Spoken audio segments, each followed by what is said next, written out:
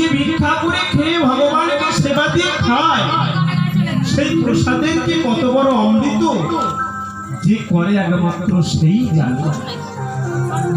তবে আমরা তো অনেকে নিরামিষ ভুজি নয়, তাই সেই সাধু বৈষ্ণব আমাদের ঘর থেকে ওই বৃন্দাবনে দাদুগিরি করে করে নিয়ে গিয়ে তাদের হয়ে, তাদের তো অহংকার মন, তারা তো আমিষ আহার করতে পারে না, তাই তাদের হয়ে ভগবানকে তাদের বাড়ির চাল দিয়ে ভগবানকে ভোগ দেয়। ভগবান তাহলে আপনারা যেটা দিলেন তাতে কি হলো? তাতে আপনার মঙ্গল হলো। সেই সাধু যদি দেয়, সেই বৈষ্ণব যদি দেয়, তার মধ্যে কোনো অপরাধ হইল না। কেন?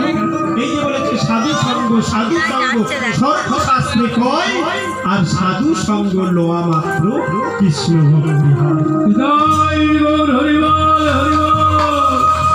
দেখবেন না, একদিন নয়, দুদিন নয়, 3 দিন নয়, সবাই এই পথে পথিত আসবে। এখন অনেকে ভাবে আমি যাব, আমি এখন যাব না, আমার ডিজাইন ভালো আছে।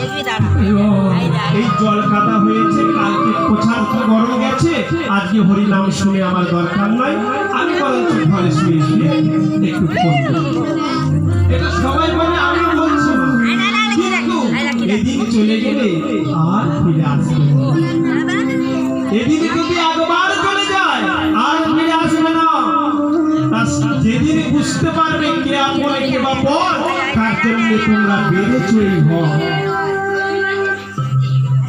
আপন বলতে শুধু জানা যায় একজনই, সে হল আমার অনাদি আদি গোবিন্দ, যিনি আমার জন্য ভাবেন। তার জন্য আমরা কি কেউ ভাবি? তার জন্য আমরা ভাবি না। তাই দেবলার বাড়ি প্রত্যেক দিন ভিক্ষা করতে যায়, প্রত্যেক দিন দূর দূর করে চালিয়ে যায়।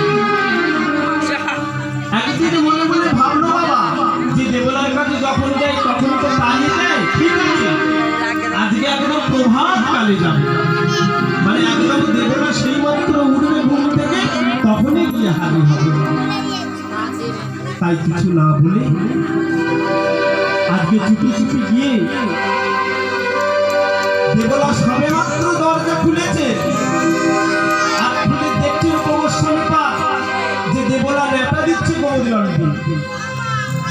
ওই যে নেতা দিচ্ছে গোবর জল দিয়ে, সঙ্গে সঙ্গে গিয়ে বলেছে, দেবলা দেবলা মিথ্যা দিবি কেমন হয় বলুন তোমার, কেমন হয় বলুন আপনারা? শুধু ঘুম থেকে উঠেছে ছড়া ঝাড় দিয়ে নেতা দিচ্ছে, সঙ্গে সঙ্গে গিয়ে আচরণ পেতেছে। দেবলা দেবলা কিছু মিথ্যা দিবি। দেবলার এমন